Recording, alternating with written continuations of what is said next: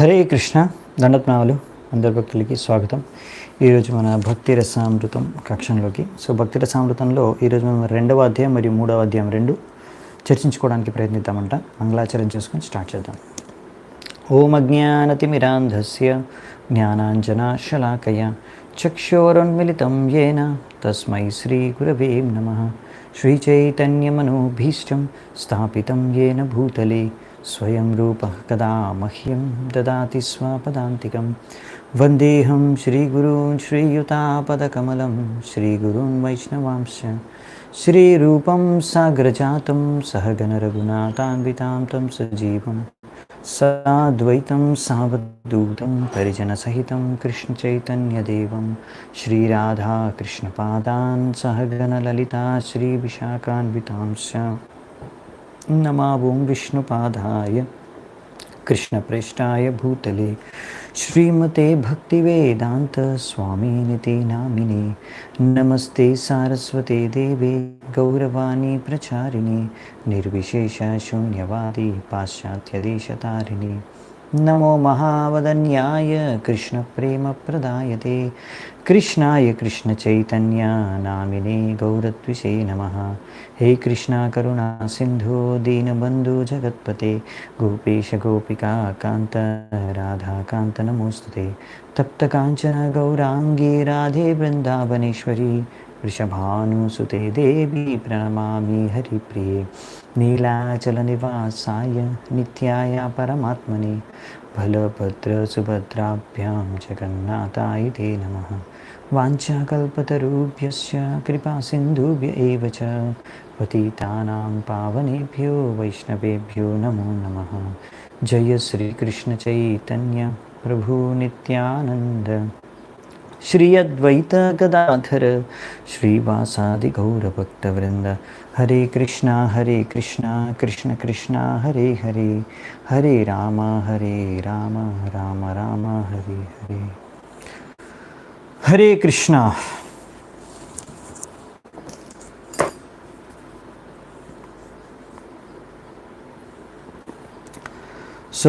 రెండవ అధ్యాయం భక్తిలో మొదటి అడుగులు లేకపోతే stages, first stages of devotion, రెండవ అధ్యాయం. దీంట్లో మనం చూద్దామంట. ప్రభుపాల్ గారు అధ్యాయాన్ని మొదలు పెడుతున్నారు. 3 కేటగిరీస్ ఉంటాయి డివోషనల్ సర్వీస్లో. రూప గోస్వామి పాద వారు ఇక్కడ భక్తి రసామృతంలో వర్ణిస్తున్నారు దీన్ని. ఒకటి ఏంటంటే డివోషనల్ సర్వీస్ ఇన్ ప్రాక్టీస్, అంటే ఇది సాధన భక్తి. డివోషనల్ సర్వీస్ ఇన్ ఎక్స్టసీ అంటే భావభక్తి. Devotional service in pure love of God అంటే ప్రేమ భక్తి. ఈ విధంగా ఈ 3 కేటగిరీస్లో కూడా ఇంకా ఎన్నో సబ్ హెడ్డింగ్స్ అంటే ఇంకా ఎన్నో లోపల ఇంకా లెవెల్స్ కేటగిరీస్ ఉన్నాయన్నమాట. అవి కూడా చూద్దాము. ఈ విధంగా ఇప్పుడు devotional service in practice first one అంటే సాధన భక్తి. ఆ సాధన భక్తిలో కూడా 2 డిఫరెంట్ క్వాలిటీస్ ఉన్నాయంట. మనము చూసాం కదా ఇంతకుముందు 6 క్వాలిటీస్ ఉంటాయి. శుద్ధ భక్తి చేసే వాళ్ళు 6 లక్షణాలు అని చర్చించుకున్నాం. 6 లక్షణాల్లో 2 లక్షణాలు ఉంటాయి సాధన భక్తి చేసేవాళ్ళు. నెక్స్ట్ వచ్చేసి భావభక్తి చేసేవాళ్ళు 4 లక్షణాలు, అంటే ముందున్న 2 అడిషనల్గా ఇంకో +2, ఫస్ట్ 2 తర్వాత ఇంకా 2. దాని తర్వాత లాస్ట్ వచ్చేసి మన ప్రేమ భక్తిలో అన్ని 6 లక్షణాలు పరిపూర్ణంగా ఉంటాయి అన్నమాట. ఏవైతే మనం ఆల్రెడీ చర్చించుకున్నామో మొదటి అధ్యాయం ఇంకా ముందులో. ఇంకా ఏవి 6 లక్షణాలు ఏంటి అనే డీటెయిల్స్ కావాలంటే మీరు మన ఫస్ట్ చాప్టర్ చర్చించుకోవచ్చు. అక్కడ ఫస్ట్ చాప్టర్ క్లాస్ వినొచ్చు, అందులో ఉన్నాయి డీటెయిల్స్. నెక్స్ట్ వచ్చేసి ఇంకా వీటి గురించి ఇంకా డీటెయిల్గా మనకి ఈ 3 levels of devotional service 1 by 1 మనకి భక్తి రసామృతంలో రూప గోస్వామి పాద వారు వర్ణిస్తారు. ఇప్పుడు ఫస్ట్ రూప గోస్వామి పాద వారు చెప్తున్నారు, that person eligible for Krishna consciousness or devotional service can be classified by his particular taste. అంటే ఆయన అభిరుచి ఆసక్తి ప్రకారం అతన్ని మనము క్లాసిఫై చేయవచ్చు అన్నమాట. ఎవరు అతనికి యోగ్యుడా కాదా భక్తి చేసుకోవడానికి, శుద్ధ భక్తి చేసుకోవడానికి. సో ఈ భక్తి అనేది ఇక్కడ మనకి రూపస్వామి పద చెప్తున్నారు, ఇది మొదటి అంటే పోయిన జన్మల నుంచి కంటిన్యూ అవుతూ వచ్చేది. అంటే ముందు జన్మలో ఎవరైతే ఆల్రెడీ కొంచెం భక్తి చేసుకున్నారో వాళ్ళు అక్కడ నుంచి మళ్ళీ ఈ జన్మలో కూడా భక్తిలో స్టార్ట్ చేసి అంటే భక్తి కంటిన్యూ చేస్తారు. సో ఇది కంటిన్యూస్ ప్రాసెస్ అనమాట. అంటే మనం పూర్తి చేసుకుంటే శుద్ధ భక్తులు అయిపోతే భగవద్ధామానికి వెళ్ళిపోతాం. లేదంటే మనం కొంచెం స్టార్ట్ చేసి కొంచెం వర్క్ చేస్తే మళ్ళీ నెక్స్ట్ జన్మలో అక్కడ నుంచి కంటిన్యూ చేసుకుంటూ వెళ్తాం అనమాట. సో అలా ముందు కనెక్షన్ లేకుండా డైరెక్ట్గా ఎవరు భక్తిలోకి తీసుకోలేరు. స్వతహాగా ఎవరైనా వెరీ ఇంట్రెస్ట్గా అంటే చాలా ఇంట్రెస్టెడ్గా వచ్చేసి భక్తి కోసం వెతికి మరి భక్తిలో పాల్గొని లేకపోతే భక్తిని స్వీకరిస్తున్నారు. కృష్ణ కాన్షియస్నెస్ని వాళ్ళు అలా ఎంతో ఈజీగా స్వీకరిస్తున్నారు. ఇంకా వాళ్ళు దాని గురించి వెతుక్కొని మరీ దాన్ని గ్రహిస్తున్నారు, లేకపోతే వాళ్ళకి దొరకగానే వెంటనే గ్రహించేస్తున్నారు. ఇంకా దానిలో భక్తిలో ఎంతో ఈజీగా ఫాలో అయిపోతున్నారు. అంటే వాళ్ళు ఎక్కడో ఆల్రెడీ ముందు పోయిన జన్మలో వాళ్ళు భక్తి ఎంతో అంత చేశారు, దాని ప్రకారం ఎంత చేసుకున్నారో అక్కడ నుంచి వాళ్ళు కంటిన్యూ అవుతారు. ఎందుకంటే భక్తి ఎప్పుడు నశించిపోదు. మీరు ఎంత చేసుకున్నారో ఈ భక్తిలో ఈ జన్మలో భక్తి ఎంత చేసుకున్నారో అది ఎప్పుడు నశించిపోదు. సో ఎక్కడి వరకు మీరు కంప్లీట్ చేస్తారో 10% చేస్తే 11 నుంచి స్టార్ట్ చేస్తారు నెక్స్ట్ జన్మలో. సో పోయిన జన్మలో మీరు 10% కంప్లీట్ చేసుకుంటే ఈ జన్మ 11% నుంచి కంటిన్యూ చేస్తారు. సో ఈ విధంగా ఇదే ఇక్కడ మనకు ప్రభుపాద వారు చెప్తున్నారనమాట. మరి ఇది ఒకటే మార్గమా? ఒకవేళ పోయిన జన్మలో నేను ఏ భక్తి చేసుకోలేదు, జీరో అంటే ఈ జన్మలో నాకు ఛాన్స్ లేదా? అలా లేదనమాట. ఇంకొక ఆప్షన్ ఏంటంటే 2 ఆప్షన్స్. ఒకటి, మీరు ఆల్రెడీ పోయిన జన్మలు చేసుకుంటే ఈ జన్మలో ఈజీగా మీరు భక్తిని స్వీకరించి కంటిన్యూ చేసుకుంటారు అవకాశం దొరకగానే. సెకండ్ ఆప్షన్ ఏంటంటే ఒకవేళ మీరు తెలుసో తెలియకో జ్ఞానంలోనో అజ్ఞానంలోనో ఎవరైనా శుద్ధ భక్తుడికి సేవ చేస్తే కానీ, ఒక శుద్ధ భక్తుడి యొక్క ఆదేశాన్ని పాటిస్తే కానీ అలా అజ్ఞాత సుకృతి మీకు లభించి తద్వారా మీరు భక్తి జీవితాన్ని మొదలుపెట్టవచ్చు. 0 నుంచి కూడా స్టార్ట్ చేయొచ్చు. ఈ లైఫ్లోనే మీరు 0 నుంచి స్టార్ట్ చేయొచ్చు. మీరు పోయిన జన్మలు కూడా 10% ఎంతో పర్సెంటేజ్ చేశారనుకోండి, అక్కడ కూడా ఎప్పుడో అప్పుడు ఏ జన్మలోనో మీరు 0 నుంచి స్టార్ట్ చేస్తారు, అవునా? సో ఆ 0 నుంచి స్టార్ట్ చేయాలి మీరు భక్తి అంటే ఒక శుద్ధ భక్తుడి యొక్క కృప కావాలి మీకు. ఎవరో ఒక శుద్ధ భక్తుడికి మీరు సేవ చేసి జ్ఞానంలోనూ అజ్ఞానంలోనూ అలా మీకు తెలియకుండానే ఎవరు శుద్ధ భక్తుడికి సేవ చేయడం ద్వారా కానీ ఆయన యొక్క ఆజ్ఞను పాటించడం ద్వారా కానీ తద్వారా మీరు ఒక అజ్ఞాత సుకృతిని సమకూర్చుకుంటారు. తద్వారా మీరు ఈజీగా భక్తిలో రాగలుగుతారు. భక్తి మార్గంలోకి వచ్చి భక్తి జీవితాన్ని మొదలు పెట్టగలుగుతారు, గ్రహించగలుగుతారు శుద్ధ భక్తిని. సో ఈ విధంగా అందుకనే ఇక్కడ చెప్పేది ఏంటంటే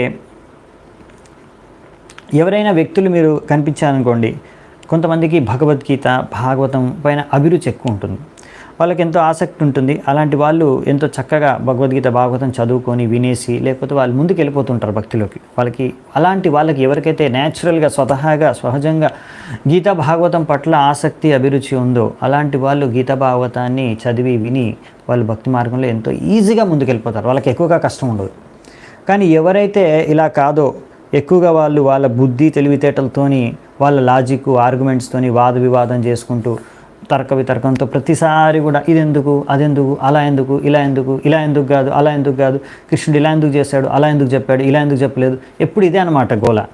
సో ప్రతి ఒక్కటి వాళ్ళ తెలివితేటలు వాళ్ళ బుద్ధితోనే అర్థం చేసుకొని కృష్ణుడి కూడా భగవంతుడిని కూడా వాళ్ళ బుద్ధి తెలివితేటలతో జ్ఞానంతోనే అర్థం చేసుకొని వాళ్ళ బుద్ధి తెలివితేటలు జ్ఞానం పైన ఎక్కువ ఆధారపడి ఉంటారు, భగవంతుడి కృపపైన భక్తుల యొక్క కృపపైన కాకుండా.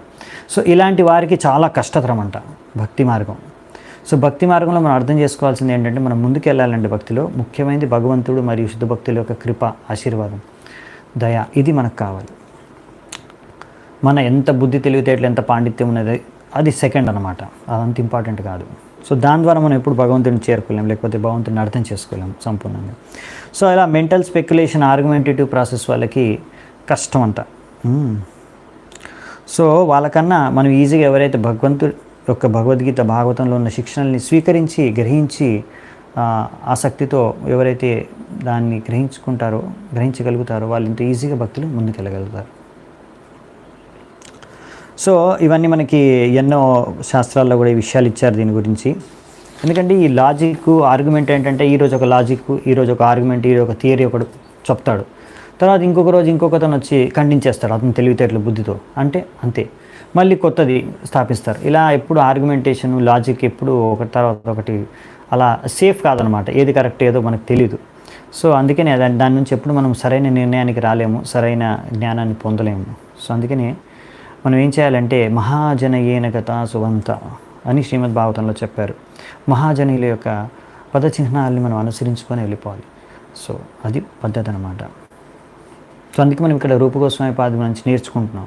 ఆయన మనకి ఆచార్యులు, మనం రూపానుగాస్. సో ఇక్కడ మనకి ముందే చెప్పారు రూపగోస్వామి పాద వారు ఇలా 3 లెవెల్స్, 3 కేటగిరీస్ ఉంటాయి టోటల్గా: సాధనా భక్తి, భావభక్తి, ప్రేమ భక్తి. ఇప్పుడు ఇందులో ముఖ్యంగా భావభక్తి ఇంకా ప్రేమ భక్తి గురించి తర్వాత చెప్తారు ముందు తర్వాత అధ్యాయాల్లో. ఇప్పుడు మనం ఫస్ట్ స్టేజెస్ కదా. ఫస్ట్ స్టేజ్ వచ్చేసి ఏంటంటే సాధనా భక్తి. సో ఇప్పుడు మనకి ఇక్కడ ఆల్మోస్ట్ చెప్పాలంటే 2 నుంచి 16 వరకు ఈ సెకండ్ చాప్టర్ కదా, 2వ అధ్యాయం నుంచి 16వ అధ్యాయం వరకు సాధనా భక్తి గురించే వర్ణిస్తారు. ఇది మనకు చాలా ఇంపార్టెంట్, ఎందుకంటే మనం అందరూ సాధకులం కనుక మనకు దీని గురించి తెలుసుకోవడం వల్ల మనకు ఎంతో లాభదాయకం. సో ఇక్కడ నుంచి స్టార్ట్ అవుతుందన్నమాట. సో ఇప్పుడు ఇక్కడ సాధనా భక్తిలో కూడా, సాధనా భక్తి ఏంటంటే మన యొక్క ఇంద్రియాలని, మనస్సుని మనం ఏదో విధంగా భగవంతుడి యొక్క కార్యాల్లో, భక్తి కార్యాల్లో నియుక్తపరచడం, దీన్నే సాధనా భక్తి అంటారు ఒక విధంగా చెప్పాలంటే. సో తద్వారా మన యొక్క మనస్సు, బుద్ధి, ఇంకా మన ఇంద్రియాలు, కార్యాలు, అన్ని అవయవాలు అన్నీ కూడా భగవంతుడి సేవలో నియుక్తపరచడం. సో తద్వారా దీన్ని ప్రాక్టికల్ డివోషనల్ సర్వీస్ లేకపోతే సాధనా భక్తి అంటారు. ఇప్పుడు ఈ సాధనా భక్తి విధంగా మనం చేసేది ఏదో దీని ద్వారా మనము ఫైనల్గా అయితే కృష్ణ ప్రేమను పొందాల్సిందే. ఇప్పుడు దీనివల్ల మనకి ఏం జరుగుతుంది అంటే, సాధన చేయడం, ఈ ప్రాక్టీస్ వల్ల, సాధన వల్ల మనం ఏదో కొత్త విషయాన్ని నేర్చుకోవట్లేదు. ఇప్పుడు మామూలుగా బయట జనాలు సపోజ్ ఏదైనా కొత్త స్కిల్, లేకపోతే కొత్తప్పుడు ఏదైనా నేర్చుకోవాలని కోర్స్ చేస్తారు, లేకపోతే ఏదైనా స్కూల్కు, కాలేజ్కి వెళ్తారు, ఏదో కొత్త విషయం, కొత్త కోర్సు, కొత్త స్కిల్ డెవలప్ చేసుకోవడానికి. సో అది వాళ్ళకి ముందు తెలీదు, కానీ దాన్ని అక్కడ నేర్చుకొని వాళ్ళు ప్రాక్టీస్ చేసి, తెలియదు అది, కానీ ఇప్పుడు వాళ్ళు నేర్చుకొని దాని గురించి ప్రాక్టీస్ చేసి అందులో బాగా ఎక్స్పర్ట్ అయిపోతారు. ఇది అటువంటిది కాదండి. ఇది ఏదో ఆర్టిఫిషియల్గా మనకు ఏంది తెలియంది, లేనిది, మనలో లేని దాని గురించి మనం నేర్చుకోవట్లేదు, ఇక్కడ ప్రాక్టీస్ చేయట్లేదు. ఇది ఆల్రెడీ మనలో ఇది ఉంది. ఇది మన హృదయంలో కృష్ణ ప్రేమ ఆల్రెడీ ఉంది. కృష్ణ భావనామృతం అనేది మనం ఆల్రెడీ మన కృష్ణ హృదయంలో ఉంది, కానీ అది ఇప్పుడు డార్మెంట్ స్టేజ్ అనమాట. అంటే పడుకుందనమాట. నిద్ర నుంచి లేపాలన్నమాట, జాగృతం చేయాలి. సో ఇది జాగృతం, కృష్ణ చైతన్యాన్ని జాగృతం, మనలో ఆల్రెడీ దాగి ఉన్న కృష్ణ చైతన్యాన్ని, నిద్రపోతున్న కృష్ణ చైతన్యాన్ని జాగృతం చేయడమే ఈ సాధన భక్తి యొక్క ముఖ్య లక్ష్యం. అంటే దీనికి ప్రభుపాద వారు ఒక ఉదాహరణ ఇస్తున్నారు. ఒక చిన్న పిల్లవాడు ఉంటాడు కదా, 1 year అలా. సో అతను ఇప్పుడే ఇంకా లేచి నించొని నడవడానికి ప్రయత్నిస్తూ ఉంటాడు. సో అతను నించొని ప్రయత్నించడంలో ఆ టైంలో మనం కొంచెం హెల్ప్ చేస్తాము. ఇంకా అప్పుడు ఆ బాబుకి కానీ పాపకి కానీ హెల్ప్ చేసి కొంచెం ప్రాక్టీస్ చేస్తే కొంత సమయం తర్వాత స్వతహాగా నించొని స్వతహాగా నడవడం నేర్చుకుంటుంది పాప కానీ బాబు కానీ. అవునా? సో నడిచే ఆ శక్తి, నడిచే ఆ ఎబిలిటీ, సామర్థ్యము ఆల్రెడీ ఆ పాప బాబులో ఉంది, కానీ ప్రాక్టీస్ చేస్తే ఈజీగా వచ్చేస్తుంది. కొంచెం ప్రాక్టీస్ అవసరం అంతే. సో అలా అన్నమాట. ఈ కృష్ణ భావనామృతం అనేది దాగి ఉంది, నిద్రపోతుంది, దాన్ని జాగృతం చేయడమే ఈ యొక్క సాధనా భక్తి యొక్క లక్ష్యం, ఉద్దేశం. సో ఎందుకు అంటే ఇలా సాధన భక్తి చేయడం వలన ఇప్పుడు ఎలా అది దాగిపోయిందంటే, కప్పిపోయి ఉంది. ఎన్నో అనర్థాలు, ఎన్నో రకాల భౌతిక ఆసక్తులు, బంధనాలు, ఇవన్నీ కార్యాల ద్వారా. సో ఈ మనము హరే కృష్ణ మంత్రాన్ని జపం చేసినప్పుడు, లేకపోతే భక్తి కార్యాలు మొదలుపెట్టినప్పుడు ఏం జరుగుతుందంటే, చేతో దర్పణ మార్చడం. ఈ చేతన ఇప్పుడు కప్పిపోయి ఉంది కదా, భౌతిక చేతన ద్వారా, భౌతిక విషయాల ద్వారా, అనర్థాల ద్వారా ఇదంతా తొలగిపోతుంది. చేతో దర్పణ మార్జనం క్లీన్ అయిపోతుంది అనమాట ఈ చేతన. అప్పుడు మనకు స్పష్టంగా మనం ఎవరు, మనం ఆత్మ, మనం కృష్ణుడి యొక్క దాసులము, మనం కృష్ణుడికి భక్తి చేసుకోవాలి, సేవ చేసుకోవాలి అనే విషయం అనేది జాగృతం అవుతుంది. సో అందుకనే దీనికోసం కొంచెం ప్రాక్టీస్ అవసరము. అందుకే ఫస్ట్ మనం ప్రాక్టీస్ స్టార్ట్ చేయాలన్నమాట. దీన్ని క్లీనింగ్ ప్రాసెస్ స్టార్ట్ చేయాలి, శుద్ధపరచుకునే ప్రాసెస్. సో ఇలా మనము ఈ ప్రాక్టీస్నే మనం సాధన భక్తి అంటాం. సో దీని గురించే మనం ఇప్పుడు 2వ అధ్యాయం నుంచి 16వ అధ్యాయం వరకు చర్చించుకోబోతున్నాం. సో ఫస్ట్ అందుకే సాధన భక్తి అంటే ఏమిటి అనేది అర్థం చేసుకోవాలి ముందు. దాని తర్వాత ఎలా చేయాలనేది అన్ని అధ్యాయాల్లో నేర్పిస్తారు మనకి. సో ఇప్పుడు మన పరిస్థితి ఏంటంటే బద్ధవస్థలో ఉన్నప్పుడు ఒక వ్యక్తి ఏంటంటే భవరోగంతో కూడుకొని ఉన్నాడు. అందుకనే ఇలాంటి రోగికి ఒక డాక్టర్ అవసరం. సో అందుకనే మనకి శ్రీమద్ భాగవతంలో చెప్తున్నారు. సో ఈ విధంగా ఒక వ్యక్తి ఎవరైతే ఇలా భౌతిక బంధంలో కష్టాలు పడుతూ ఉన్నాడో, అసలైతే ఆత్మ సచ్చిదానందం, శాశ్వతం, ఆనందంగా, సంపూర్ణమైన జ్ఞానంతో ఉండాలి. కానీ ఇప్పుడు అలా కాకుండా ఎంతో కష్టపడుతూ, ఎంతో కష్ట దుఃఖాల్లో, ఇంకా ఈ శరీరంలో ఉండేసరికి ఈ శరీరం ఒకరోజు నశించిపోతుంది, ఇంకా అంధకారంలో అజ్ఞానంలో జీవిస్తుంది. సో అందుకే ఎందుకు అంటే వికర్మ కారణంగా ఏ కర్మలు చేయకూడదు అటువంటి కర్మలు చేయడం కారణంగా ఇలా బద్ధుడైపోయి ఈ జీవుడు రకరకాల కష్టాలు అనుభవిస్తున్నాడు. అందుకనే సాధన భక్తి చేయాలి మనం. సో ద్వారా which means to offer mangalarati in the morning. ఇలా సాధన భక్తి అంటే పొద్దున్నే లేచి మంగళారతి చేయడం, మనం తర్వాత మన గురువు గారికి ప్రణామాలు అర్పించుకోవడం, ఇంకా అలా మనకు ఎన్నో నియమాలు ఉన్నాయి భక్తి మార్గంలో, అవన్నీ నియమాల్ని పాటించడం, ఇవన్నీ 16 మాలలు జపం చేయడం, 4 నియమాలు పాటించడం, ఇవన్నీ చేయడం ద్వారా ఏమవుతుందంటే మెల్లిమెల్లిగా ఈ పిచ్చి లేకపోతే ఈ భవరోగం ఏదైతే ఉందో అదంతా తొలగిపోతుంది, పరిష్కారం క్లీన్ అయిపోతుంది. సో ఈ విధంగా ఎలాగైతే ఒక సైకియాట్రిస్టు ఒక పిచ్చివాడిని పిచ్చి నయం చేస్తాడో, అలాగే ఇక్కడ ఈ భాగవతం, ఈ భగవద్గీత, ఈ భక్తి యోగం యొక్క ప్రాసెస్ ద్వారా ఒక వ్యక్తి యొక్క భవరోగం అనేది తొలగిపోతుంది. ఆ ప్రాసెస్ని ఇక్కడ సాధన భక్తి అని, తద్వారా మాయామోహం నుంచి బయటపడతారు ఒక వ్యక్తి. సో సాధన భక్తి గురించి నారదముని మనకి భాగవతంలో మెన్షన్ చేస్తారు. యుధిష్ఠిర మహారాజు చెప్తారు, రాజా ఎలాగో అలాగా ఏదో విధంగా నువ్వు కృష్ణుడి పైన నీ మనసుని కేంద్రీకరించాలి. అదే ముఖ్యమైన లక్ష్యం సాధన భక్తిలో. దాన్ని కృష్ణ భావనామృతం మనం అంటాం. సో ఆచార్య గురువు యొక్క ముఖ్య ఉద్దేశము, ఆయన యొక్క ముఖ్య కర్తవ్యం ఏంటంటే ఎలాగో అలాగా తన యొక్క శిష్యుడి యొక్క మనస్సుని కృష్ణుడి పైన కేంద్రీకరించే విధంగా ఆయనకు సేవలు కానీ ఆయనకు ఆదేశాలు కానీ ఇవ్వడం. సో ఇది సాధన భక్తి యొక్క ముఖ్య ఉద్దేశం. దీని ద్వారా మన సాధన భక్తి అనేది మొదలవుతుంది. ఈ విధంగా మన భక్తి మార్గం మొదలవుతుంది. చూడండి, శుద్ధ భక్తులు ఆల్రెడీ కృష్ణ ప్రేమ పొందిన వాళ్ళు ఏంటంటే వాళ్ళు ఎప్పుడూ నిరంతరం కృష్ణుడి గురించి చింతిస్తూనే ఉంటారు. వాళ్ళ గురించి వాళ్ళకి ఇలా చెప్పనవసరం లేదు. మీరు ఏమైనా చేయండి, కానీ ఎల్లప్పుడూ కృష్ణుడిని స్మరించుకునే విధంగా కార్యాలు చేయండి అని చెప్పాల్సిన అవసరం లేదు వాళ్ళకి. అది ఎవరికి చెప్పాలి? మనలాంటి బద్ధజీవులకి అది అవసరం అనమాట. ఎందుకంటే మనం కృష్ణుడి గురించి స్వతహాగా సహజంగా మనకు అంత ప్రేమ లేదు. ఎప్పుడు మనం ఆయన గురించి గుర్తుంచుకోము. మనకు ఛాన్స్ దొరికితే ఎన్నో చెత్త విషయాల గురించి చర్చిస్తాము, లేకపోతే ఎన్నో భౌతిక కార్యాల్లో నిమగ్నం అయిపోతాం, కృష్ణుడి గురించి మర్చిపోతాము. సో అందుకని మనకు నియమిత రూపంలో ప్రతిరోజు 16 మాలలు జపం చేయి, అంటే ఒక 2 గంటలైనా కనీసం కృష్ణనామం జపం చేస్తే కృష్ణుడి గురించి తలుచుకుంటూ వింటావు కృష్ణనామాన్ని. భాగవతం క్లాస్ ప్రతిరోజు విను, చదువు, గీత భాగవతం విను, చదువు. తద్వారా ఎలాగో అలా కృష్ణుడి యొక్క ఆదేశాలను వింటూ కృష్ణుడి గురించి తెలుసుకుంటాం, కృష్ణుడి గురించి జ్ఞానాన్ని పొందుతాం, కృష్ణుడి గురించి స్మరించుకోగలుగుతాం. సో అందుకే రకరకాల సేవా కార్యక్రమాల ద్వారా 24 గంటలు మనం ఏదో విధంగా భగవంతుడిని గుర్తుంచుకునే విధంగా చేసే ప్రయత్నం, చేసే కార్యాలే సాధనా భక్తి. ఇది మనకు అవసరం. అందుకే నియమితం రూపంలో నియమం ప్రకారం చేయాల్సి వస్తుంది మనం. లేకపోతే నియమం లేదు, రూల్ లేదనుకోండి, మీరు ప్రతిరోజు 16 మాలలు చేయాలని రూల్ లేకుండా మీ ఇష్టం వచ్చినప్పుడు మాలలు జపం చేయండి అంటే ఎన్ని చేస్తాడు మాలలు? ఎవరెన్ని మాలలు చేస్తారో ఏం గ్యారంటీ లేదు. అదే రూల్ పెట్టేస్తారనుకోండి, ప్రతిరోజు 16 మాలలు చేయాల్సిందే అంటే ప్రతిరోజు 16 మాలలు చేయాలంటే కనీసం 2 గంటలైనా ఫిక్స్గా మీరు కృష్ణనామం జపం చేసి కృష్ణనామం వినడం, కృష్ణనామాన్ని స్మరించుకునే అవకాశం ఉంది అదనమాట. సో ఎంత మనం కృష్ణుడిని గుర్తుంచుకోగలిగితే అంత శుద్ధమవుతాం మనం. దానికి ముఖ్యమైన మంచి ఉదాహరణ ఏంటంటే అంబరీష్ మహారాజ్. సవై మన కృష్ణ పదార విందయో వాచాంసి వైకుంఠ గుణానువర్ణని. సో ఆయన మనస్సుని కృష్ణుడిపైన కేంద్రీకరించాడు. ఎలా కేంద్రీకరించాడంటే ఆయన అన్ని అవయవాల్ని, ఇంద్రియాల్ని, మనస్సుని అన్నీ కూడా కృష్ణుడి సేవలో నియుక్తపరిచాడు.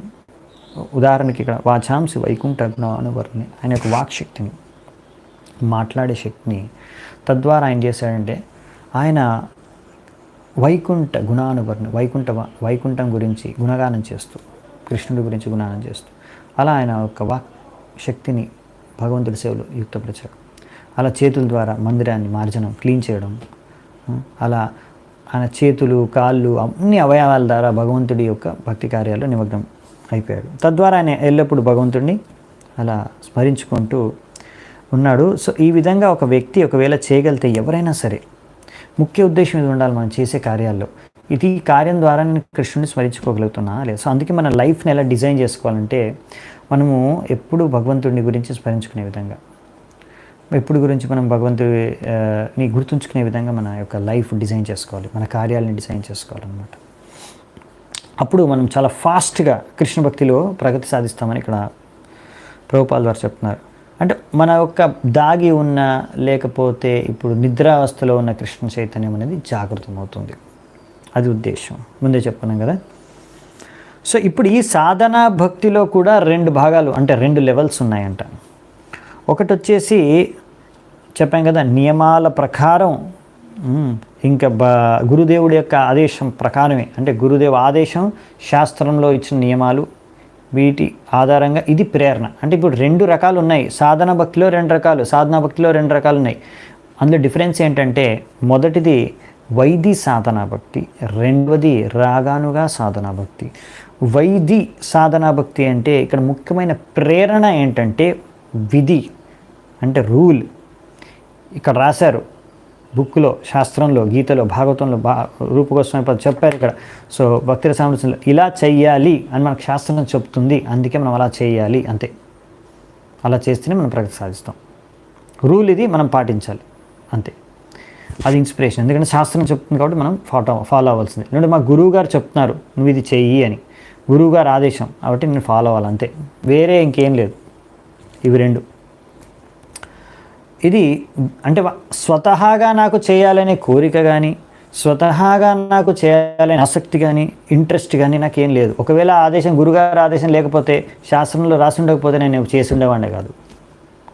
సో ఈ 2 ఉన్నాయి కాబట్టి నేను చేస్తున్నాను, అంతే. నాకేం స్పెషల్గా నాకు మాలలు జపం చేయాలని, హరే కృష్ణ మహామంత్రం జపం చేయాలని నాకు ఏం ప్రేమ లేదు. మంగళారతి వెంటనే పొద్దున్నే లేచి మంగళారతి అటెండ్ అవ్వడం, భగవంతుడికి ఆరాధన చేయడం, భగవంతుడికి విగ్రహాలని అలంకరించడం, నాకు అంత టేస్ట్ లేదు, ఇంట్రెస్ట్ లేదు, ఆసక్తి లేదు. కానీ గురువుగారు చెప్పారు, శాస్త్రాల్లో అంటున్నారు, రాశారు, ఇలా చేస్తే నేను ముందుకెళ్తావా, ప్రగతి సాధిస్తావు భక్తిలో అని, అందుకే నేను చేస్తున్నాను. సో ఇది ఫస్ట్ స్టేజ్ అనమాట. ఒక రూల్ కాబట్టి నేను పాటిస్తున్నాను, గురువుగారు చెప్పారు పాటించాలి కాబట్టి పాటిస్తున్నాను. సో ఇది ఫస్ట్ స్టేజ్. ఇంకా సెకండ్ స్టేజ్, ఇది కూడా మంచి స్టేజే. తద్వారా వ్యక్తి శుద్ధ భక్తి చేస్తున్నాడు. మనం ఎప్పుడు దీన్ని తక్కువ అంచనా వేయకూడదు. ఎందుకంటే ఒక వ్యక్తి శాస్త్రాలని, గురువు యొక్క ఆదేశాలను అనుసరిస్తున్నాడు, ఇంకేం కావాలి? తప్పకుండా అది శుద్ధ భక్తి. అఫ్కోర్స్ ఇంకా అతను శుద్ధ భక్తుడు అవ్వలేదు, కృష్ణ ప్రేమ ఆయనలో జాగృతం అవ్వలేదు. అయినా కానీ ఆయన ఈ యొక్క కార్యం ద్వారా, ఈ యొక్క ముఖ్యమైనది ఏంటంటే గురువు గారిని అనుసరిస్తున్నాడు, శాస్త్రాలను అనుసరిస్తున్నాడు. ఈ గురువు సాధు శాస్త్రాన్ని అనుసరించి తను భక్తి చేస్తున్నాడు కనుక అతను శుద్ధ భక్తుడు కాకపోయినా ఆయన చేసే భక్తి మాత్రం శుద్ధ భక్తి. ఇది చాలా ఇంపార్టెంట్ మనందరికీ, సాధకులందరికీ.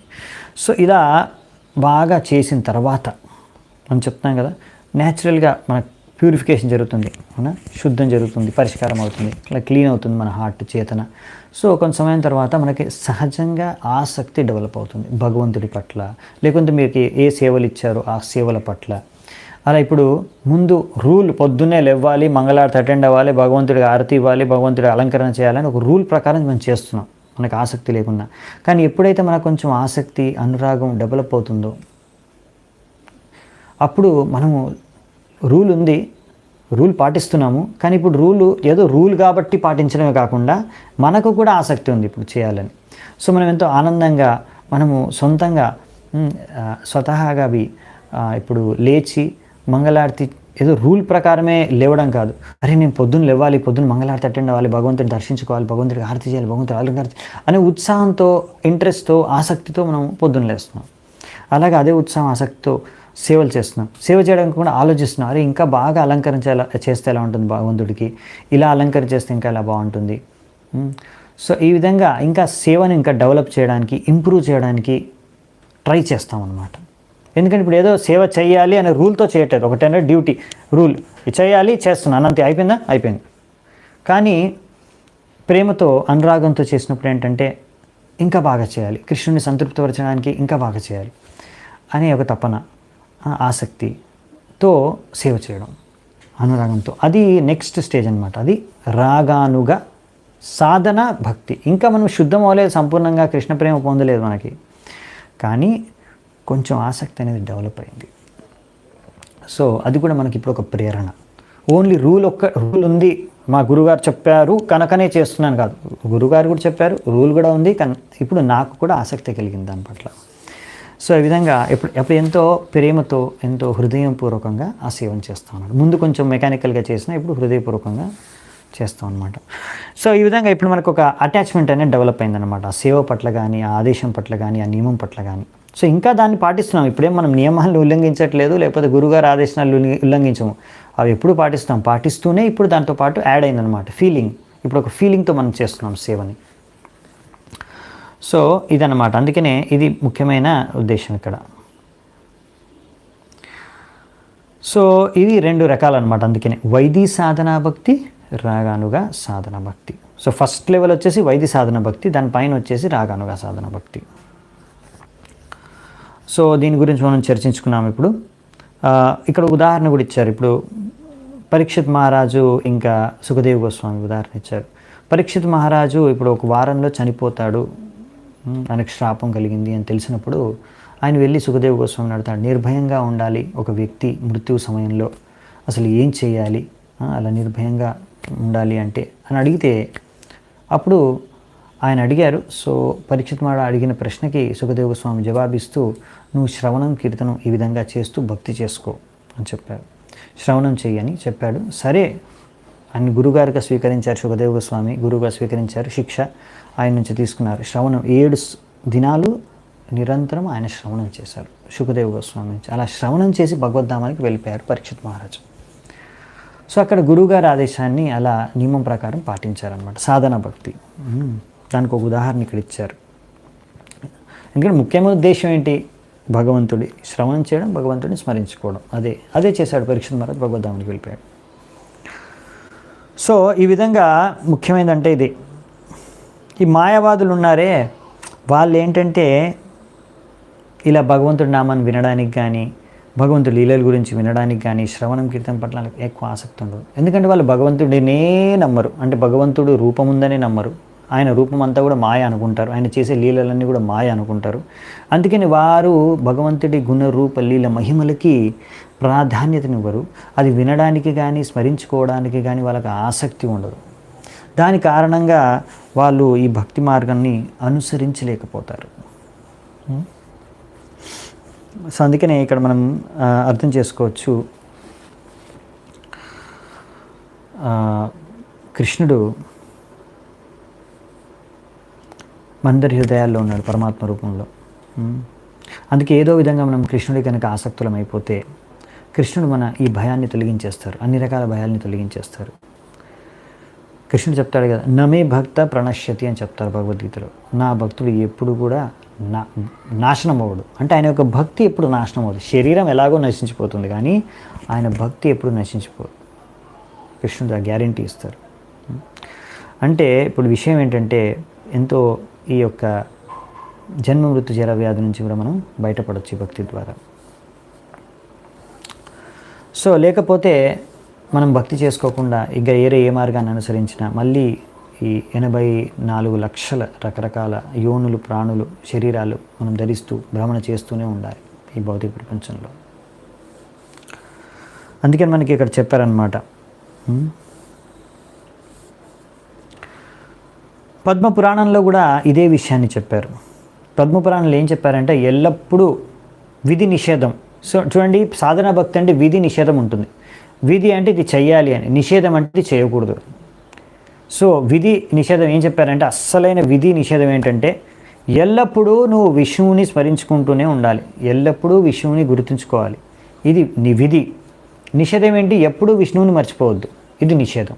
అంటే ముఖ్యమైన ఉద్దేశం ఏంటంటే, మనం కృష్ణుడిని కానీ విష్ణువుని కానీ ఎప్పుడు కూడా గుర్తుంచుకోవడం, మర్చిపోకుండా ఉండడమే అసలైన విధి నిషేధం. ఎన్ని విధులున్నా, ఎన్ని రూల్స్ ఉన్నా, ఎన్ని రెగ్యులేషన్స్ ఉన్నాయి, ఎన్ని నిషేధాలు ఉన్నాయి, ఎన్ని ప్రొహిబిషన్స్ ఉన్నా, ఇవన్నిటి యొక్క లక్ష్యం ఏంటంటే, మీరు ఎలాగైనా సరే ఎల్లప్పుడూ కృష్ణుడిని గుర్తుంచుకునే విధంగా ఉండాలి. ఇది ముఖ్యమైన లక్ష్యం. ఈ లక్ష్యాన్ని మనం చేరుకోగలిగితే సరిపోతుంది.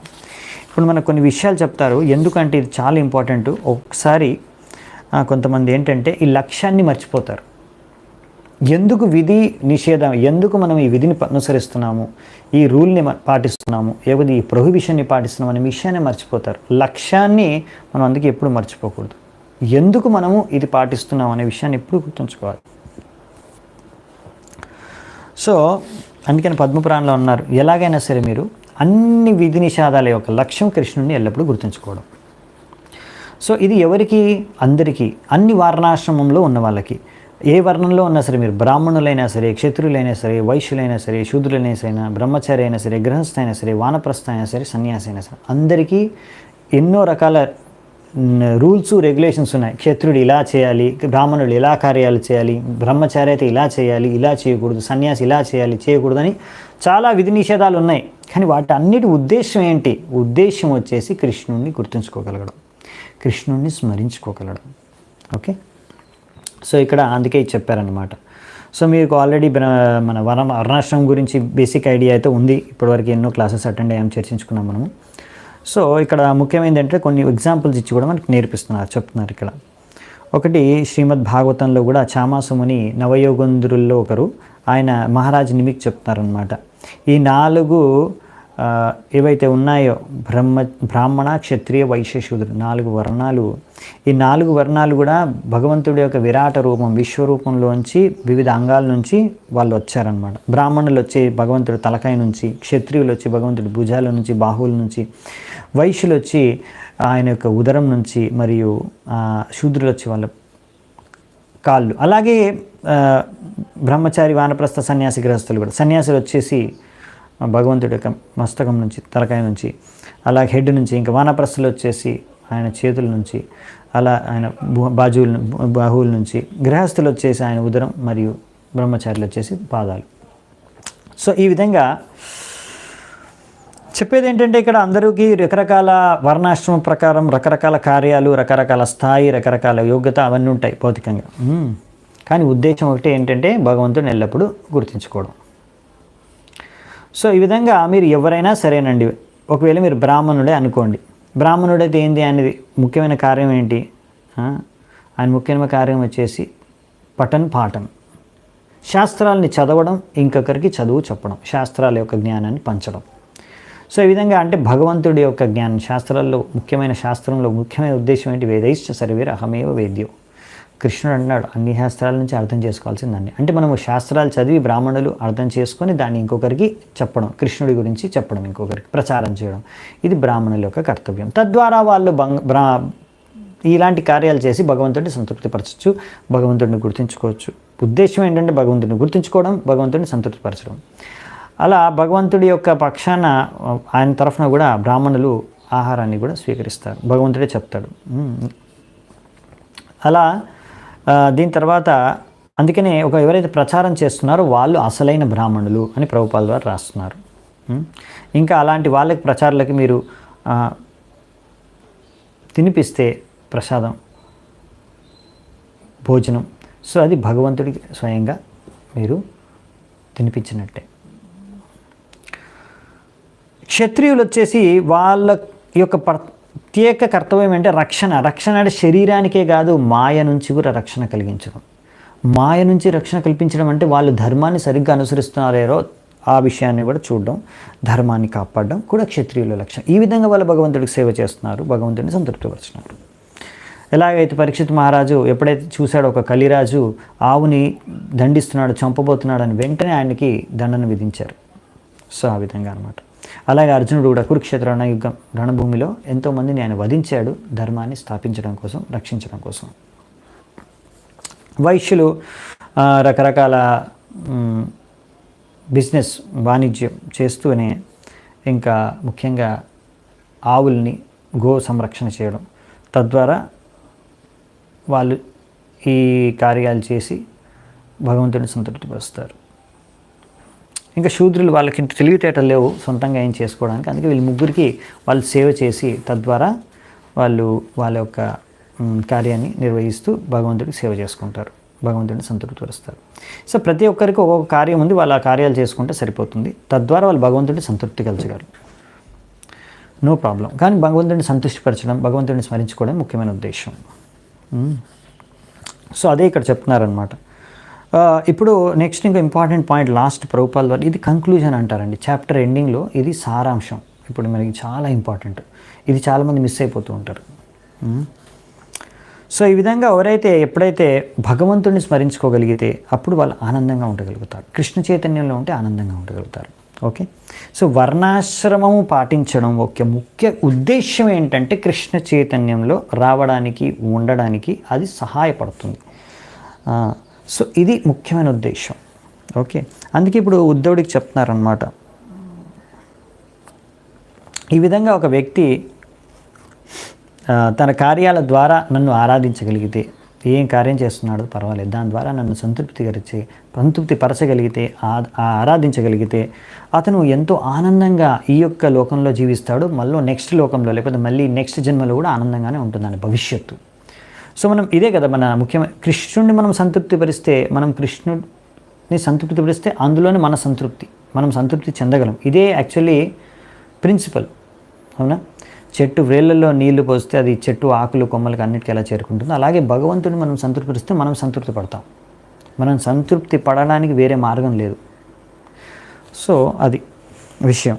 సో ఆ విధంగా అందుకని కృష్ణ చైతన్యంలోకి అందరూ వచ్చేసి కృష్ణ భక్తి చేసుకుంటే, భగవంతుడికి సేవ చేసుకుంటే అందరి జీవితాలు సార్థకమైపోతాయి, అందరి ఇచ్చలు కోరికలు పూర్తయిపోతాయి, అందరూ సంతృప్తి చెందుతారు. సో యాక్చువల్లీ విషయం ఏంటంటే మనం ఎన్నో విషయాలు కోరుకుంటాం, ఎన్నో కోరికలు. మనం అనుకుంటాం ఈ కోరికలు తీరడం ద్వారా నేను ఆనందాన్ని పొందుతాను. అందుకే మనం ఎన్నో విషయాలు కోరుకుంటాం, ఇలా భోగించాలి, అలా ఎంజాయ్ చేయాలి, ఇది కావాలి, అది కావాలని ఎందుకు కోరుకుంటాం? దీని ద్వారా నేను ఆనందంగా ఉండగలను అనే ఒక భ్రమలో ఉన్నాం కనుక. ఎప్పుడైతే ఆ భ్రమ తొలగిపోతుందో భగవంతుడి సేవ చేసుకుని అసలైన ఆనందాన్ని అనుభవిస్తాము. అన్ని కోరికలు అన్నీ తీరిపోతాయి, నెరవేరిపోతాయి, ఇంకేం కోరికలు ఉండవు. ఎందుకంటే మనకు ఆనందం దొరికిపోయింది కదా. దేని గురించి అయితే మనం కోరుకుంటాం, అసలైన కోరిక అదే కదా. సో అందుకనే కృష్ణ చైతన్యం అనేది ఇంపార్టెంట్. సో ఒక్కొక్కసారి మనం అనుకోవచ్చు, ఇక్కడ కృష్ణ చైతన్య ప్రభుపాల్ వారి పాయింట్ రాస్తున్నారు, చాలా మంచి పాయింట్.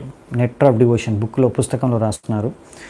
సో ఇది అంటే మన రూప గోస్వామి పాద వారి ఆచార్యుల యొక్క పుస్తకం అనువదించారు. There is no need of even designating. Krishna చైతన్యంలో ఎంత మంచిదంటే కృష్ణ చైతన్యం, ఇందులో కృష్ణ చైతన్యంలోకి వచ్చిన తర్వాత ఇలా మనము ఒక్కొక్కరికి చెప్పనవసరం లేదు. నువ్వు బ్రాహ్మణుడివి, క్షత్రియుడివి, వైశ్యుడివి, శూద్రుడివి, బ్రహ్మచారి, గృహస్థ, వానప్రస్థ, సన్యాసి, అరే ఏదైనా సరే, ఏదైనా ఉండని, అది బ్రహ్మచారి కానివ్వండి, సన్యాసి కానివ్వండి, ప్రాణప్రస్థ కానివ్వండి, శూద్రుడే కానివ్వండి, ఎవడైనా కానీ పర్వాలేదు. అది ఒకవేళ అతను ఎటువంటి కార్యాలు చేసినా పర్వాలేదు. ఒకవేళ అతను కృష్ణుడికి పూజ చేసి కృష్ణుడిని ఆరాధిస్తున్నాడా, అతని కార్యాల ద్వారా, అతని చేష్టల ద్వారా ఆయన కృష్ణ భక్తి చేసుకుంటున్నాడా లేదా? ఒకవేళ ఆయన కృష్ణ భక్తి చేసుకుంటున్నాడు, కృష్ణ భావనామృతమై ఉన్నాడు, కృష్ణుడిని సంతృప్తి పరచడానికి కార్యాలు చేస్తున్నాడు అంటే సరిపోయింది. అతను బ్రాహ్మణుడు, క్షత్రియుడు, వైశ్యుడు ఎవరైనా పర్వాలేదు, సరిగ్గా చేస్తున్నాడా లేకుండా పర్వాలేదు. సో కృష్ణ భక్తి చేస్తున్నాడు, కృష్ణుడికి భక్తి చేస్తున్నాడు, అది ఫైనల్ కదా. బ్రాహ్మణుడి యొక్క కార్యాలు ఎగ్జాక్ట్గా చేయట్లేదు, గృహస్థుడి యొక్క కార్యాలు ఎగ్జాక్ట్గా చేయట్లేదు, ఉద్దేశం ఏంటి?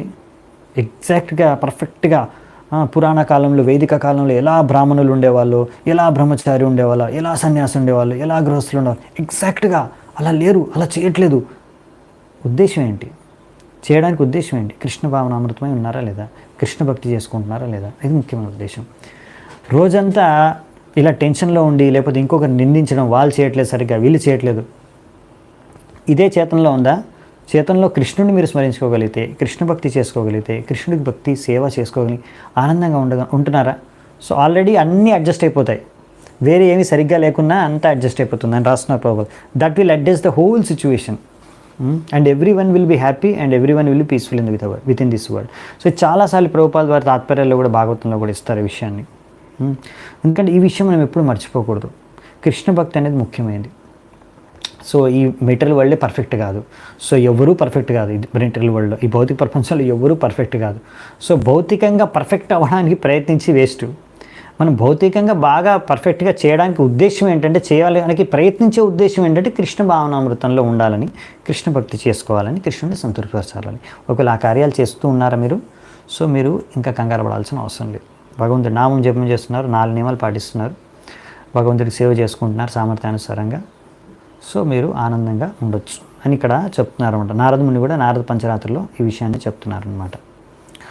ఇలా మనము గురువు నిర్దేశానుసారంగా, శాస్త్రాల నిర్దేశానుసారంగా మనము ఇలా సాధన భక్తి చేసుకుంటే సరిపోతుంది.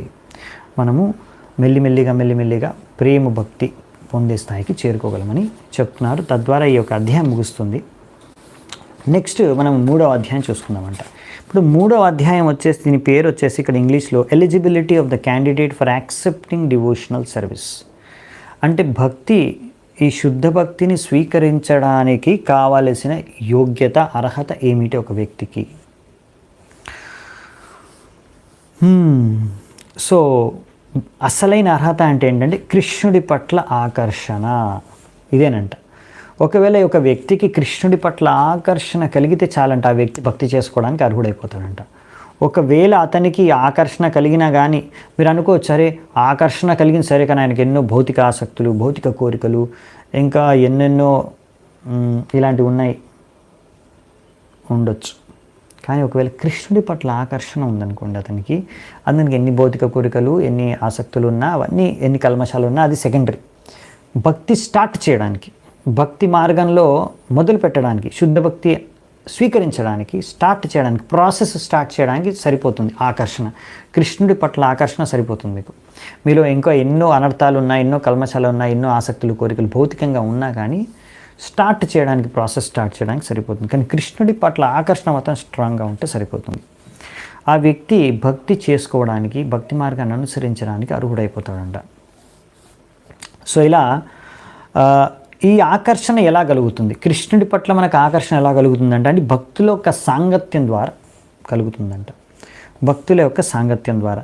చూడండి, మనకు మామూలుగా స్టేజెస్ ఆఫ్ భక్తులు కూడా ఆదౌ శ్రద్ధ, సాధు సంగ. సో మనకి అలా మనం సాధువుల సాంగత్యం చేస్తాం ఏదో కొంచెం శ్రద్ధ ద్వారా. సో ఈ శ్రద్ధ ద్వారా మనం సాధువుల సాంగత్యం చేసినప్పుడు దాని కారణంగా మనకు ఎంతో మంచి ఆకర్షణ కృష్ణుడి పట్ల కలుగుతుంది వారి యొక్క కృప ద్వారా. సో ఈ విధంగా అందుకనే ఏ బ్రహ్మాండే భ్రమితే కోనో భాగ్యవాన్ జీవ్, గురు కృష్ణ ప్రసాదే పాయ్ భక్తి లతా బీజ్.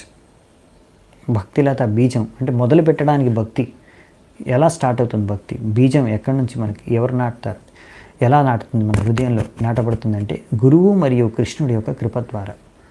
ఈ విషయం ముందు కూడా చర్చించారు, అవునా?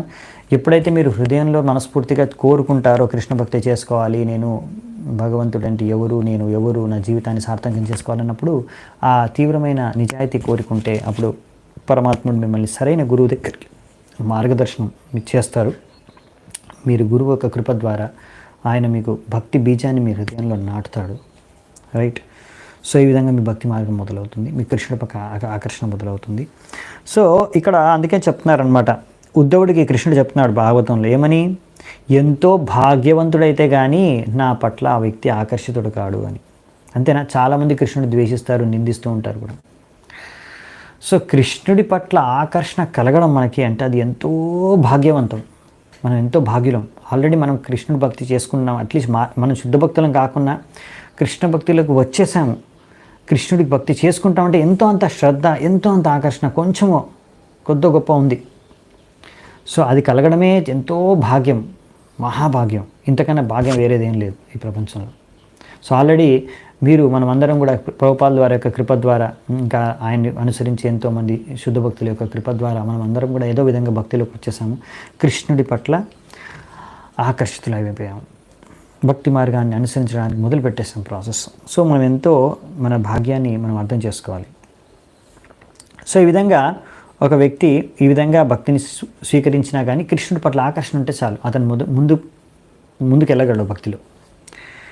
సో ఇప్పుడు భక్తుల్లో కూడా మళ్ళీ 3 లెవెల్స్ ఉంటారనమాట. ఒకరు మనకు తెలిసిందే, అన్నిటికన్నా టాప్ వచ్చేసి ఉత్తమ భక్తులు.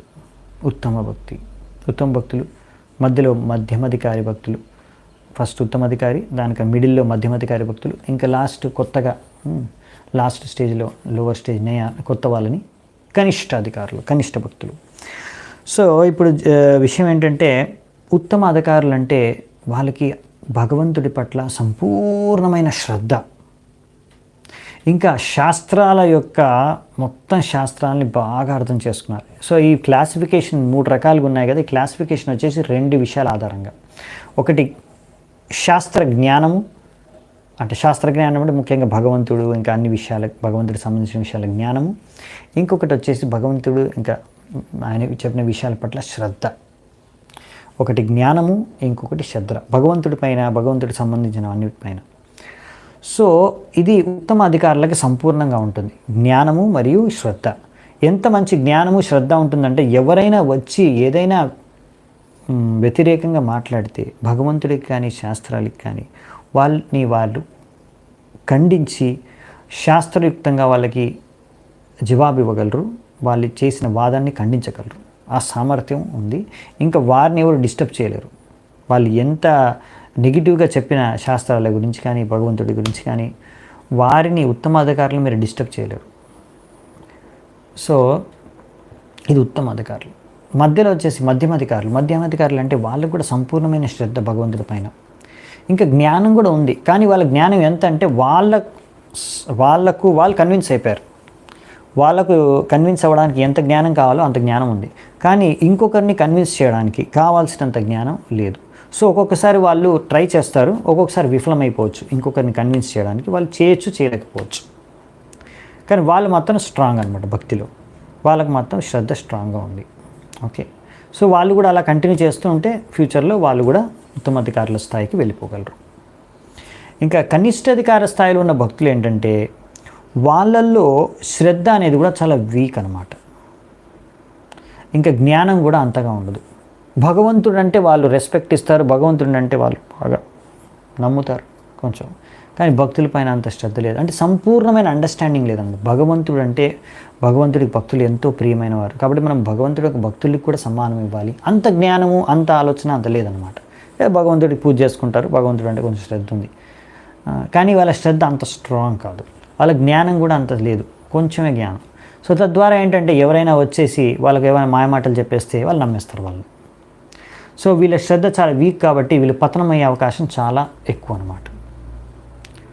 సో ఇది విషయం.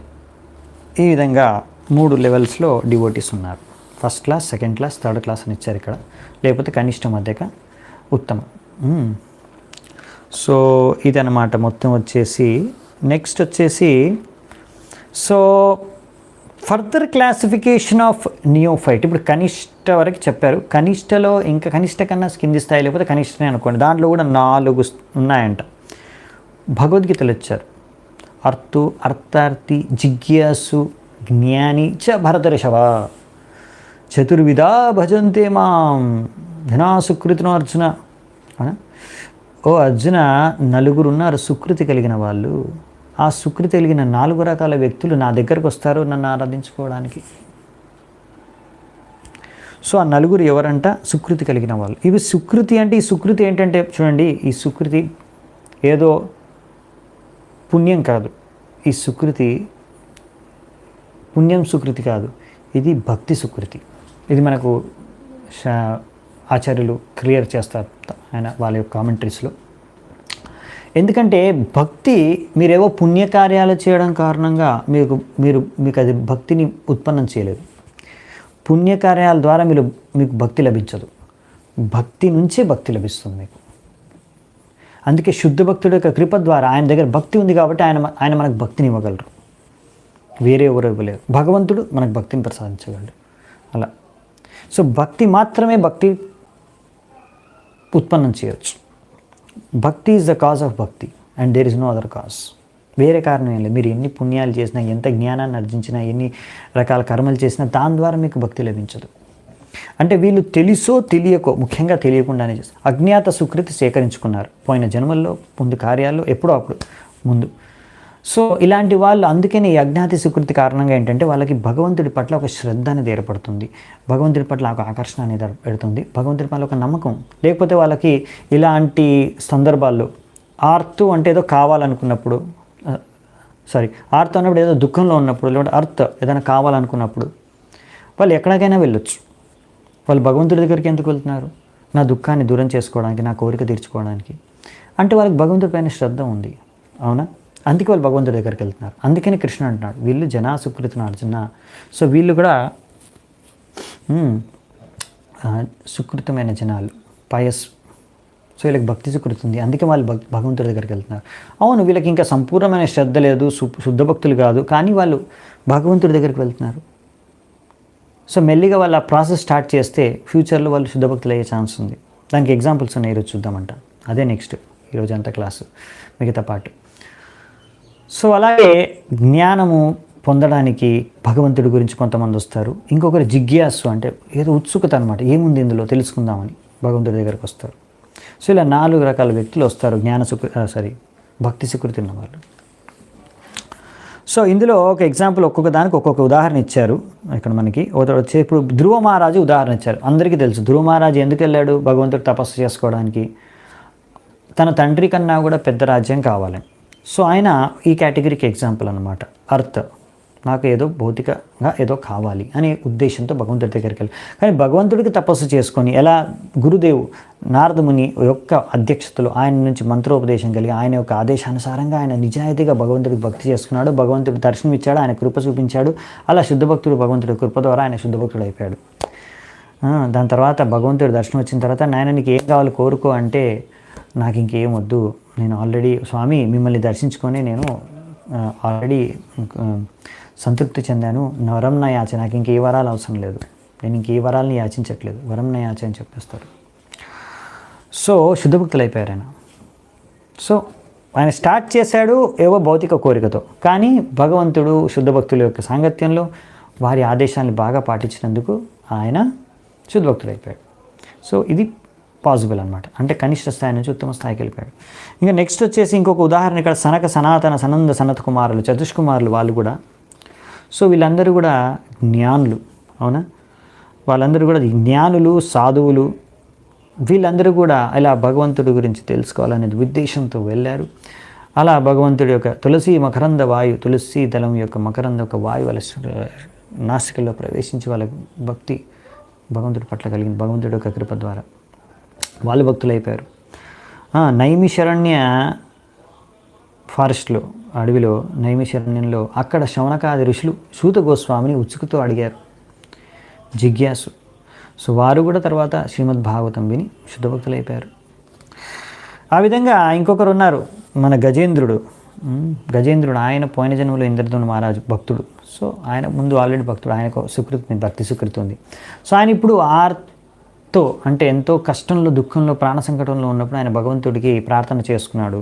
తద్వారా భగవంతుడు వచ్చి ఆయన రక్షించాడు. ఆయన మళ్ళీ ఆయనకు మొత్తం భగవంతుడి యొక్క కృప ద్వారా ఆయన కూడా మళ్ళీ శుద్ధ భక్తుడు అయిపోయాడు. సో ఈ విధంగా 4 కూడా భగవంతుడి దగ్గరికి వచ్చి శుద్ధ భక్తుడు అయిపోయారు. ఇది భగవంతుడి యొక్క భక్తి చేసుకునే యొక్క లాభం. అంటే భగవంతుడి సాంగత్యంలోకి వచ్చి ఇలా శుద్ధ భక్తుల యొక్క సాంగత్యంలో రావడం ద్వారా మనం ఏ ఉద్దేశంతో వచ్చిన అద్వేషాలన్నీ కూడా శుద్ధమైపోయి మనం శుద్ధ భక్తులుగా మారిపోవచ్చు. అందుకనే అన్నారు, అకామ సర్వకామోవా మోక్షకామా ఉదారది తీవ్రేణ భక్తి యోగేన యజంతే పురుషం పరం. సో మీరు ఏం కామవాసన ఉన్నా లేకపోయినా, మోక్షం ఆశించకపోయినా, ఏదైనా సరే మీరు ఏదైనా భగవంతుడి కృష్ణుడిని ఆరాధించుకోండి, తద్వారా మీకు భక్తి లభిస్తుంది. అవునా? సో అందుకని ప్రభుపాద ద్వారా చూడండి, ఇలాంటి భక్తి సుకృతి లేకుండా ఉంటే, భగవంతుడి పైన ఏమాత్రం శ్రద్ధ లేకుండా ఉంటే వాళ్ళు భగవంతుడి దగ్గరికి రారు. అవునా? వాళ్ళు భగవంతుడి నమ్మరు, లేకపోతే నాస్తికులుగా మారిపోతారు, లేకపోతే కమ్యూనిస్ట్గానే మారిపోతారు.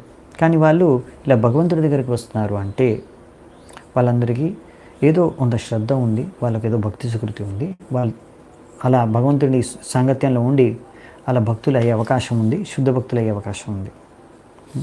ఇందులో 4 కూడా ఇక్కడ చెప్తారు మనకి, ముఖ్యంగా ఎవరైతే ఈ జ్ఞానులు ఉన్నారే వీళ్ళందరికన్నా శ్రేష్టం.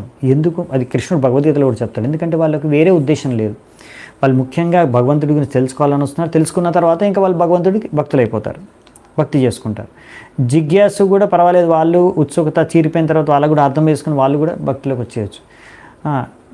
ఇంకా నెక్స్ట్ వచ్చేసి కొంచెం వీళ్ళు అర్థాతి వాళ్ళు ఏంటంటే ఒకసారి వాళ్ళ కష్టంగా తీరిపోయినప్పుడు, లేకపోతే వాళ్ళకి కావాల్సింది దొరికిపోయినప్పుడు వెళ్ళిపోవచ్చు, అవకాశాలు ఉన్నాయి. ఎందుకంటే వాళ్ళు వచ్చిన దానికోసం కదా. కానీ భగవంతుడి సాంగత్యంలో వాళ్ళకు వీళ్ళ శుద్ధమైన నిజాయితీగా భక్తి చేసుకుని ఛాన్స్ దొరికితే, భక్తుల యొక్క సాంగత్యం దొరికితే వాళ్ళు శుద్ధ భక్తులు కూడా మారిపోవచ్చు. దానికి ఉదాహరణలు మనం చూసుకున్నాం, రైట్? సో ఇవన్నీ మనకి ఇచ్చారనమాట ఇక్కడ. సో ఇక్కడ విషయం ఏంటంటే మనము ఇలా ఎందుకు మొత్తం భౌతిక కల్మషాలు, భౌతిక కోరికల నుంచి మనం ముక్తి పొందాలి అంటే, అవి మనకి ఎప్పటి వరకు అయితే భౌతిక కోరికలు ఉంటాయో, భోగించాలనే వాసన ఉంటుందో అప్పటి వరకు మనం భక్తిలో ఆనందాన్ని అనుభవించలేము, భక్తి రసాన్ని ఆస్వాదించలేము. అది పాయింట్ ఇక్కడ ప్రభుపాదుల ద్వారా రాస్తారు. ఎంతవరకు అయితే మీరు భౌతిక కోరికలతో నిండి ఉంటుందో, ఇంకా అది అలా భోగించాలి ఇలా భోగించాలని మనసులో ఉందనుకోండి, ఇంకా మనం భక్తి చేసుకుంటున్నా కానీ అసలైన ఆనందాన్ని ఆస్వాదించలేమంట. అందుకే మనకి ఎంత శుద్ధమైపోతే, మన భౌతిక కోరికలు ఎంత తొలగిపోతే మనం భక్తిలో రసాన్ని అంతగా ఆస్వాదించగలం. అది ముఖ్యమైన విషయం. మీరు ఇంకా భక్తిలో రసాన్ని ఆస్వాదించలేకపోతే, ఆనందాన్ని అనుభవించలేకపోతే అర్థం చేసుకోవచ్చు భౌతిక కోరికలు చాలా ఉన్నాయని. మనం బాగా జపం చేయాలి, ఇంకా మన గురుదేవు యొక్క ఆదేశాన్ని బాగా పాటించాలి, శాస్త్రంలో ఉన్న విషయాన్ని బాగా పాటించాలనే విషయాన్ని అర్థం చేసుకోవాలి. సో నెక్స్ట్ వచ్చేసి ఇంకా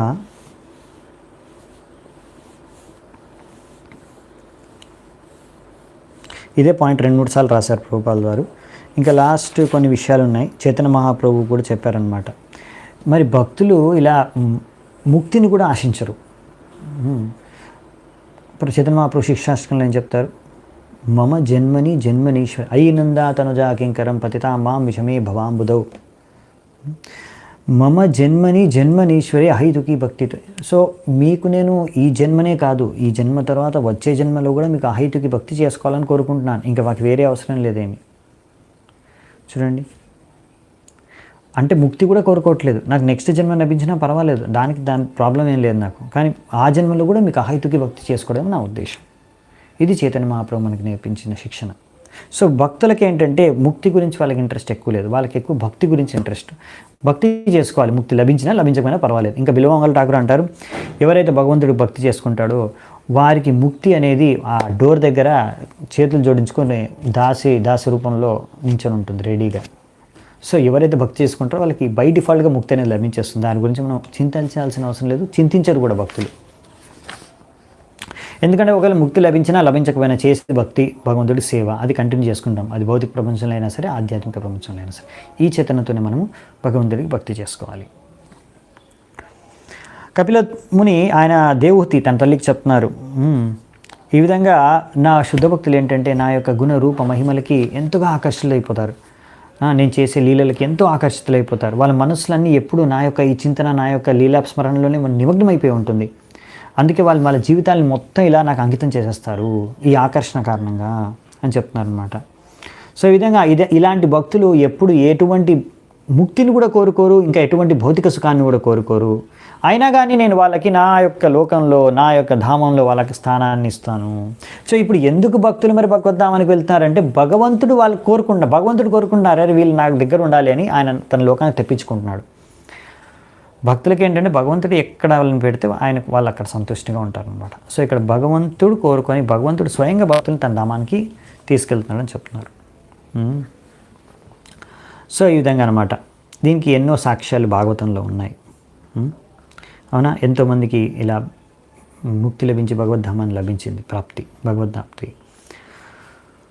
సో మనకి భాగవతం 3వ స్కందంలో ఉద్ధవుడు కూడా కృష్ణుడు చెప్తున్నాడు అనమాట, ఎవరైతే మీకు ఇలా ప్రేమపూర్వకంగా భక్తి చేసుకుంటారో వాళ్ళకి ఇంకా జన్మార్థ కామ మోక్షాల గురించి చింతించాల్సిన అవసరమే లేదు. దాని నుంచి వచ్చే లాభాలన్నీ ఎలాగో వచ్చేస్తాయి వాళ్ళకి. ధర్మార్థ కామ మోక్షాలు వాళ్ళకి లభించేస్తాయి, మీకు భక్తి చేసుకున్నారంటే చాలు.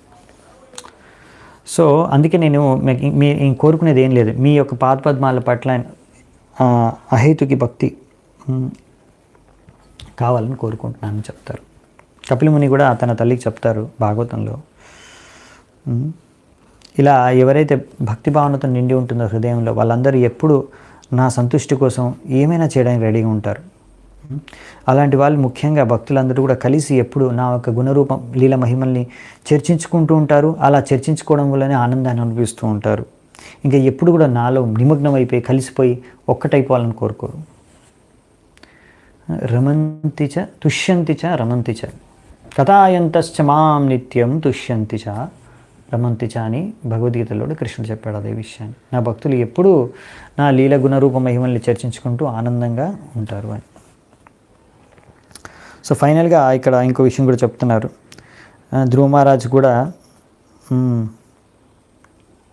చెప్తున్నారన్నమాట. ఈ మీ యొక్క భక్తి చేసుకోవడం ద్వారా ఎంత ఆనందం కలుగుతుందంటే అది ఎప్పుడు కూడా కర్మిలు ఎవరైతే స్వర్గాన్ని ఆశిస్తున్నారో స్వర్గ సుఖాన్ని లేకపోతే భౌతిక సుఖాన్ని వాళ్ళు ఎప్పుడు కూడా అర్థం చేసుకోలేరు. ఎప్పటివరకు అందుకే మనం భౌతిక సుఖాన్ని ఆశిస్తూ దాని గురించి ఆలోచిస్తున్నాము. అలాంటి వాళ్ళు కృష్ణ భక్తి లేకపోతే కృష్ణ భక్తిలో భక్తి చేసుకోవడం ద్వారా కలిగే ఆనందాన్ని వాళ్ళు అర్థం చేసుకోలేరు, వాళ్ళు ఆస్వాదించలేరు. ఇది విషయం. సో అందుకనే ఈ భౌతిక ఆనందం అనేది చాలా తక్కువది. అది ఎప్పుడు తెలుసుకుంటామంటే మనం దాన్ని వదిలేసి కృష్ణ భక్తిని లేకపోతే కృష్ణుడికి సరిగ్గా భక్తి చేసుకోవడం ఆరంభించినప్పుడు గురువు ఇంకా ఈ యొక్క శాస్త్రీయ ఆదేశానుసారంగా. ఓకే, సో దీంతో ఈ అధ్యాయం ముగుస్తుంది, 3వ అధ్యాయం కూడా. సో మనం నెక్స్ట్ 4, 5వ అధ్యాయాలు వచ్చే క్లాస్లో చూసుకుందామంట, అక్కడ చర్చించుకుందాము. అప్పటి వరకు సెలవు. చాలా చాలా ధన్యవాదాలు మీ అందరు ఎంతో ఓపికగా ఈరోజు ఇంతసేపు ఈ యొక్క విషయం గురించి విన్నందుకు. శిల రూప గోస్వామి పాద్ की जय, శిల ప్రభుపాద్ की जय, భక్తి రసామృత సింధు की जय, అనంత కోటి వైష్ణవ వృంద की जय, నితాయి గౌర్ సీతనాథ్ ప్రేమానందే హరి హరి బోల్.